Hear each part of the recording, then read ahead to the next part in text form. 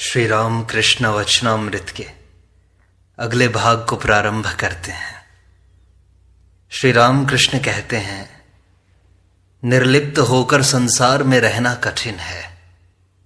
प्रताप ने कहा था, महाराज हमारा वह मत है जो राजर्षि जनक का था। जनक निर्लिप्त होकर संसार में रहते थे, वैसा ही हम लोग भी करेंगे। मैंने कहा, सोचने ही से क्या कोई जनक हो सकता है? राजर्षि जनक को कितनी तपस्या करने के बाद ज्ञान लाभ हुआ था। नतमस्तक और ऊर्ध्वपद होकर तपस्या उग्र की थी, कितने काल तक की थी, और उसके बाद वे संसार में लौट कर आए थे। परंतु क्या संसारियों के लिए कोई उपाय नहीं है? हां, अवश्य है। कुछ दिन एकांत में साधना करनी पड़ती है, तब भक्ति होती है, तब ज्ञान होता है। इसके बाद जाकर संसार में रहो, कोई दोष नहीं। जब निर्जन में साधना करोगे उस समय संसार में बिल्कुल अलग रहो। तब स्त्री, पुत्र, कन्या, माता, पिता, भाई, बहन, आत्मीय, कुटुंब कोई भी पास न रहे।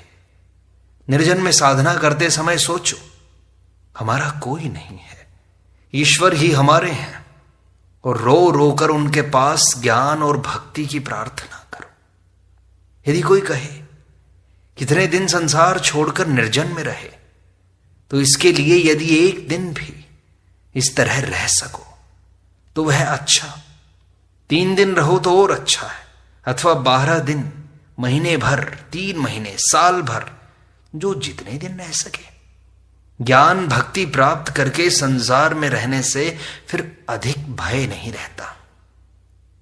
हाथों में तेल लगाकर कटहल काटने से फिर हाथों में उसका दूध नहीं चिपकता।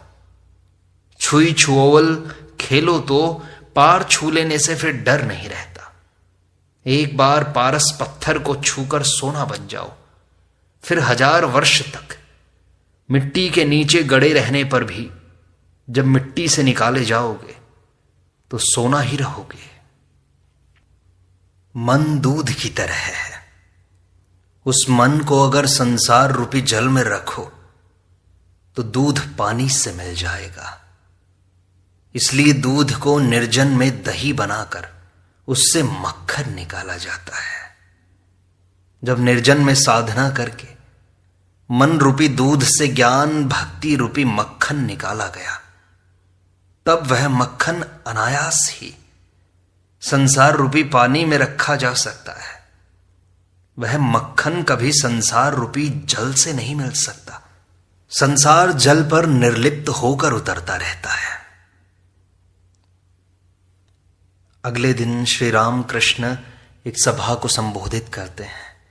कुछ भक्त आए हुए हैं। वे उनसे कहते हैं, श्रीमद् भागवत में है, अवधूत ने 24 गुरुओं में चील को भी एक गुरु बनाया था। एक जगह धीवर मछली मार रहे थे। एक चील झपटकर एक मछली ले गई, परंतु मछली को देखकर करीब 1000 कौवे उनके पीछे लग गए और साथ ही कांव कांव करके बड़ा हल्ला मचाना शुरू कर दिया। मछली को लेकर चील जिस तरफ जाती, कौवे भी उसके पीछे पीछे उसी तरफ जाते। चील दक्षिण की ओर गई, तब कौवे भी उसी ओर गए। जब वह उत्तर की तरफ गई, तब वे भी उसी ओर गए। इसी तरह पूर्व और पश्चिम की ओर भी चील चक्कर काटने लगी। अंत में घबराहट के मारे उसके चक्कर लगाते हुए मछली उससे छूटकर जमीन पर गिर पड़ी। तब वे कौवे चील को छोड़ मछली की ओर उड़े। चील तब निश्चिंत होकर एक पेड़ की डाल पर जा बैठी हुई सोचने लगी, कुल बखेड़े की जड़ यही मछली थी। अब वह मेरे पास नहीं है, इसलिए मैं निश्चिंत हूं। अवधूत ने चील से यह शिक्षा प्राप्त की कि जब तक मछली साथ रहेगी, अर्थात वासना रहेगी, तब तक कर्म भी रहेगा और कर्म के कारण चिंता और अशांति भी रहेगी। वासना का त्याग होने से ही कर्मों का क्षय हो जाता है और शांति मिलती है। परंतु निष्काम कर्म अच्छा है, उससे अशांति नहीं होती। पर निष्काम कर्म करना बड़ा कठिन है। मनुष्य सोचता है कि मैं निष्काम कर्म कर लूंगा, कर रहा हूं, परंतु कहां से कामना निकल पड़ती है यह समझ में नहीं आता। यदि पहले की साधना अधिक हो तो उसके बल से कोई कोई निष्काम कर्म कर सकते हैं। ईश्वर दर्शन के बाद निष्काम कर्म अनायास ही किए जा सकते हैं। ईश्वर दर्शन के बाद प्रायः कर्म छूट जाते हैं। दो एक मनुष्य नारद आदि जैसे लोक शिक्षा के लिए कर्म करते हैं। अवधूत की एक आचार्य और थी, मधुमक्खी। मधुमक्खी बड़े परिश्रम से कितने ही दिनों में मधु संचय करती है, परंतु उस मधु का भोग वह स्वयं नहीं कर पाती। छत्ता कोई दूसरा ही आकर तोड़ ले जाता है। मधुमक्खी से अवधूत को यह शिक्षा मिली कि संचय नहीं करना चाहिए। साधु संतों को 16 आने ईश्वर पर अवलंबित रहना चाहिए, उन्हें संचय नहीं करना चाहिए। यह बात संसारियों के लिए नहीं है। संसारी को संसार का भरण पोषण करना पड़ता है, इसलिए उन्हें संचय की आवश्यकता होती है। पक्षी और संत संचयी नहीं होते, परंतु चिड़िया बच्चे देने पर संचय करती है। चोंच में दबाकर बच्चे के लिए खाना ले आती है। श्री रामकृष्ण विजय से कहते हैं, साधु के साथ अगर बोरिया बंधना रहे, कपड़े की 15 गठरियां रहें, तो उस पर विश्वास न करना। मैंने बटतल्ले में एक साधु देखे थे, 2-3 बैठे हुए थे। कोई दाल के कंकड़ चुन रहा था, कोई कपड़ा सी रहा था, और कोई बड़े आदमी के घर के भंडारे की गप लड़ा रहा था। अरे उस बाबू ने लाखों रुपए खर्च किए, साधुओं को खूब खिलाया। पूड़ी, जलेबी, पेड़ा, बर्फी, मालपुआ, बहुत सी ऐसी चीजें खिलाई। ऐसे साधुओं के साथ मत रहना। विजय ने कहा, जी हां, गया में भी इस तरह के साधु मुझे देखने को मिले थे। गया के साधु लोटा वाले होते हैं। इस पर सब लोग हंस पड़ते हैं। श्री रामकृष्ण कहते हैं, ईश्वर पर जब प्रेम हो जाता है तब कर्म आप ही आप छूट जाते हैं। ईश्वर जिनसे कर्म कराते हैं वे करते रहें। अब तुम्हारा समय हो गया है, अब सब छोड़कर तुम कहो, मन तू देख और मैं देखूं, कोई दूसरा न देखे। यह कहकर श्री रामकृष्ण उस अतुलनीय कंठ से माधुरी बरसाते हुए गाने लगे। आदरणीय श्यामा मां को यत्न पूर्वक हृदय में धारण करो। हे मन तू देख और मैं देखूं, कोई दूसरा न देख पाए। काम क्रोध आदि को धोखा देकर मन आ निर्जन में उसे देखें, साथ रसना को भी रखेंगे, ताकि वह मां मां कहकर पुकारती रहे। कुमंत्रणाएं देने वाली जितनी कुरुचियां हैं उन्हें पास भी न फटकने देना। ज्ञान नयन को पहरेदार रखो, वह सतर्क रहे। श्री रामकृष्ण कहते हैं, भगवान की शरण में जाकर अब लज्जा, भय यह सब छोड़ दो। मैं अगर भगवत कीर्तन में नाचूं तो लोग मुझे क्या कहेंगे, यह सब भाव छोड़ दो। लज्जा, घृणा और भय, इन तीनों में से किसी के रहते हुए ईश्वर नहीं मिलते। लज्जा, घृणा, भय, जाति, अभिमान, गुप्त रखने की इच्छा, ये सब पाश हैं। इन सब के चले जाने से जीव की मुक्ति होती है। पाशों में जो बंधा हुआ है वह जीव है, और उनसे जो मुक्त है वह शिव है। भगवत प्रेम दुर्लभ वस्तु है। पहले पहल पति के प्रति पत्नी की जैसी निष्ठा होती है, वैसी ही यदि ईश्वर के प्रति हो तो ही भक्ति होती है। शुद्धा भक्ति का होना बड़ा कठिन है। भक्ति द्वारा मन और प्राण ईश्वर में लय हो जाते हैं। इसके बाद भाव होता है। भाव में मनुष्य निर्वाक हो जाता है, वायु स्थिर हो जाती है, कुंभक अपने आप हो जाता है, जैसे बंदूक दागते समय गोली चलाने वाला मनुष्य निर्वाक हो जाता है और उसकी वायु स्थिर हो जाती है। प्रेम का होना बड़ी दूर की बात है। प्रेम चैतन्य देव को हुआ था। ईश्वर पर जब प्रेम होता है तब बाहर की चीजें भूल जाती हैं, संसार भूल जाता है, अपना शरीर जो इतना प्यारा है वह भी भूल जाता है। यह कहकर श्री राम कृष्ण देव फिर गाने लगे। उसका भावार्थ यह है, नहीं मालूम कब वह दिन होगा जब हरि नाम कहते हुए मेरी आंखों से धारा बह चलेगी, संसार वासना दूर हो जाएगी, शरीर पुलकित हो जाएगा। भाव के होने पर वायु स्थिर हो जाती है। अर्जुन ने जब लक्ष्य भेद किया तब उनकी दृष्टि मछली की आंख पर ही थी, किसी दूसरी ओर नहीं। यहां तक कि आंख के सिवाय कोई दूसरा अंग उन्हें दिखाई ही नहीं पड़ा। ऐसी अवस्था में वायु स्थिर होती है, कुंभक होता है।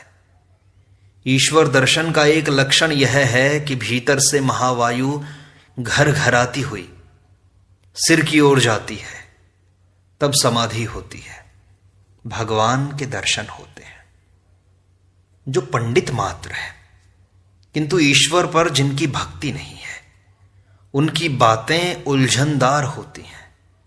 सामाध्यायी नाम के एक पंडित ने कहा था, ईश्वर नीरस है, तुम लोग अपनी भक्ति और प्रेम के द्वारा उसे सरस कर लो।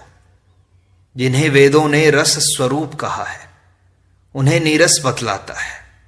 इससे ज्ञात होता है कि वह मनुष्य नहीं जानता ईश्वर कौन सी वस्तु है, इसलिए उसकी बातें इतनी उलझनदार हैं। एक ने कहा था, मेरे मामा के यहां घोड़ों की एक बड़ी गौशाला है। उसकी इस बात से समझना चाहिए कि घोड़ा एक भी नहीं है, क्योंकि घोड़े कभी गौशाला में नहीं रहते। इस बात पर सभी हंसते हैं। किसी को ऐश्वर्य का, वैभव, सम्मान, पद आदि का अहंकार होता है। यह सब 2 दिन के लिए है, साथ कुछ भी न जाएगा। एक गीत में कहा है, उसका आशय बताता हूं।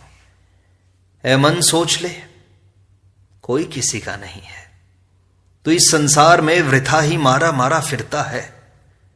माया जाल में फंसकर दक्षिणा काली को भूल न जाना। जिसके लिए तू इतना सोचता है, क्या वह तेरे साथ भी जाएगा? तेरी वही प्रेयसी जब तू मर जाएगा तब तेरी लाश से अमंगल की शंका करके घर में पानी का छिड़काव करेगी। यह सोचना कि मुझे लोग मालिक जो कहते हैं वह सिर्फ 2 ही दिन के लिए है। जब काला काल के मालिक आ जाते हैं तब पहले के वही मालिक श्मशान घाट में फेंक दिए जाते हैं। और धन का अहंकार भी नहीं करना चाहिए। अगर कहो मैं धनी हूं तो धनी भी एक से एक बढ़कर है। संध्या के बाद जब जुगनू उड़ता है तब वह सोचता है इस संसार में प्रकाश मैं ही दे रहा हूं, परंतु तारे ज्यों ही उगते हैं उसका अहंकार चला जाता है। तब तारे सोचने लगे हम ही लोग संसार को प्रकाश देते हैं। कुछ देर बाद चंद्रोदय हुआ, तब तारे लज्जा से म्लान हो गए। चंद्रदेव सोचने लगे मेरे ही आलोक से संसार हंस रहा है, संसार को प्रकाश तो मैं ही देता हूं। देखते ही देखते सूर्य उगे, चंद्र मलिन होकर ऐसे छिपे कि फिर दिखाई ही नहीं दिए। धनी मनुष्य अगर यह सब सोचे तो धन का अहंकार न हो। उत्सव के कारण मणिलाल ने खान पान का बहुत बड़ा आयोजन किया था।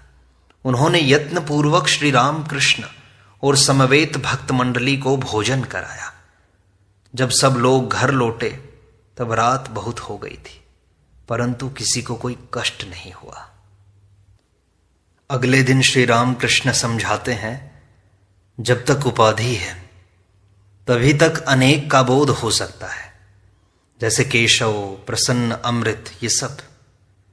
पूर्ण ज्ञान होने पर एकमात्र चैतन्य का ही बोध होता है।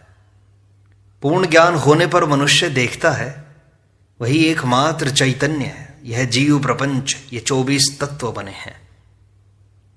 परंतु शक्ति की विशेषता पाई जाती है। यह सच है कि सब कुछ वे ही बने हैं, परंतु कहीं तो उनकी शक्ति का प्रकाश अधिक है और कहीं कम। विद्यासागर ने कहा था, क्या ईश्वर ने किसी को अधिक शक्ति और किसी को कम शक्ति दी है? तो मैंने कहा, अगर ऐसा न होता तो एक आदमी 50 आदमियों को हराता कैसे? और तुम्हें ही फिर क्यों हम लोग देखने आते हैं? वे जिस आधार में अपनी लीला का विकास दिखलाते हैं, वहां शक्ति की विशेषता रहती है। जमींदार सब जगह पर रहते हैं, परंतु उन्हें लोग किसी खास बैठक खाने में अक्सर बैठते हुए देखते हैं। ईश्वर का बैठक खाना भक्तों का हृदय है। वहां अपनी लीला दिखाना उन्हें अधिक पसंद है। वहां उनकी विशेष भक्ति, विशेष शक्ति अवतीर्ण होती है। इसका लक्षण क्या है ये पूछो तो जहां कार्य की अधिकता है वहां शक्ति का विशेष प्रकाश है। यह आद्या शक्ति और परब्रह्म दोनों अभेद हैं। एक को छोड़ दूसरे का चिंतन नहीं किया जा सकता। जैसे ज्योति और मणि, मणि को छोड़ मणि की ज्योति के बारे में सोचा नहीं जा सकता, और न ही ज्योति को अलग करके मणि के बारे में ही सोचा जा सकता है। जैसे सर्प और उसकी वक्र गति, न सर्प को छोड़ उसकी तिर्यक गति सोची जा सकती है, और न ही तिर्यक गति को छोड़ सर्प को। आद्या शक्ति ने ही इस जीव प्रपंच, इस चतुर्विंशति तत्व का स्वरूप धारण किया है। अनुलोम विलोम, ये सब राखाल, नरेंद्र तथा और लड़कों के लिए क्यों मैं इतना सोच विचार किया करता हूं? हाजरा ने कहा, आप उन लोगों के लिए इतना सोचते क्यों हो? ईश्वर चिंतन फिर कब करोगे? तब मुझे बड़ी चिंता हुई। मैंने कहा, मां ये क्या हुआ? हाजरा कहता है उन लोगों के लिए इतना क्यों सोचते रहते हो? फिर मैंने भोलेनाथ से पूछा। उसने कहा, इसका उदाहरण महाभारत में है। समाधिस्थ मनुष्य समाधि से उतरकर ठहरे कहां?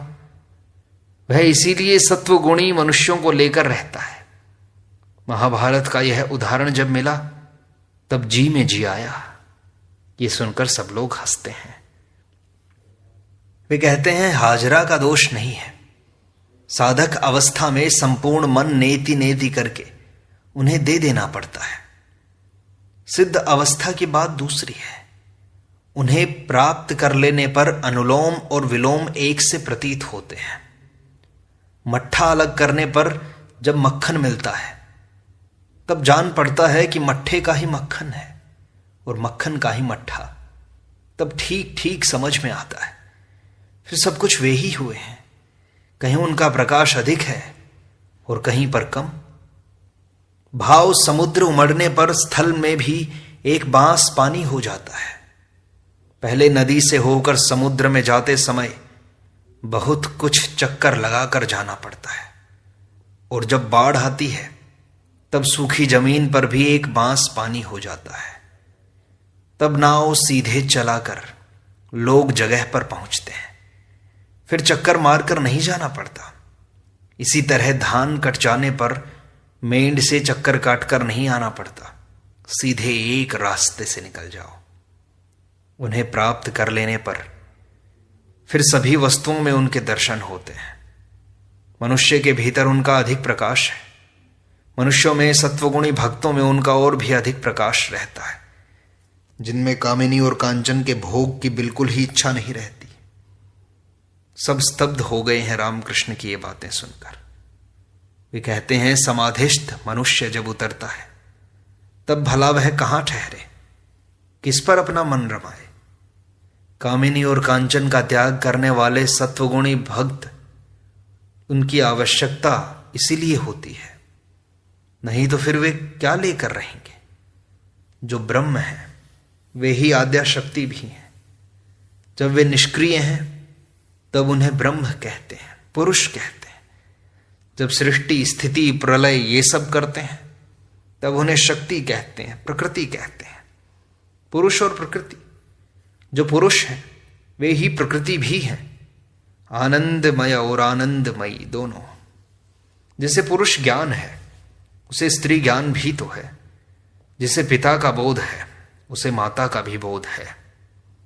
जिस अंधेरे का ज्ञान है उसे उजाले का भी ज्ञान है। जिसे रात का ज्ञान है उसे दिन का भी ज्ञान है। जिसे सुख का ज्ञान है उसे दुख का भी। इस बात को ध्यान से समझें। मां कौन सी मां? जगत की मां, जिन्होंने जगत की सृष्टि की, जो उसका पालन कर रही है, जो अपनी संतानों की सदा रक्षा करती है और धर्म, अर्थ, काम, मोक्ष जो जो कुछ चाहता है उसे वही देती है। जो उनकी यथार्थ संतान है वह उन्हें छोड़कर नहीं रह सकती। उसकी माता ही सब कुछ जानती है। वह तो बस खाता है, खेलता है और घूमता है। इसके सिवाय वह कुछ नहीं जानता। क्या ईश्वर ऐश्वर्य के भी वश हैं? वे तो भक्ति के वश में हैं। जानते हो वे क्या चाहते हैं? वे रुपया नहीं चाहते, भाव, प्रेम, भक्ति, विवेक, वैराग्य सब चाहते हैं।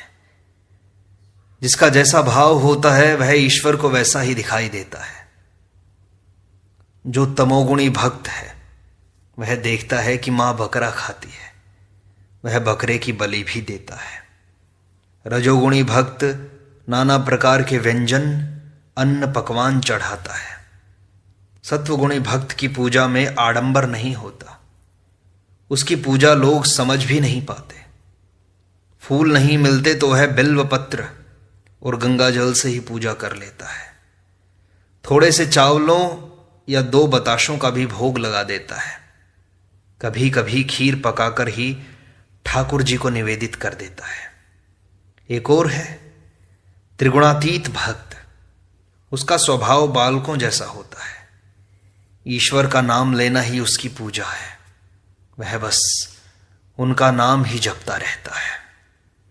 इस प्रकार श्री रामकृष्ण वचनामृत का यह भाग संपूर्णता को प्राप्त होता है। शेष अगले अंक में।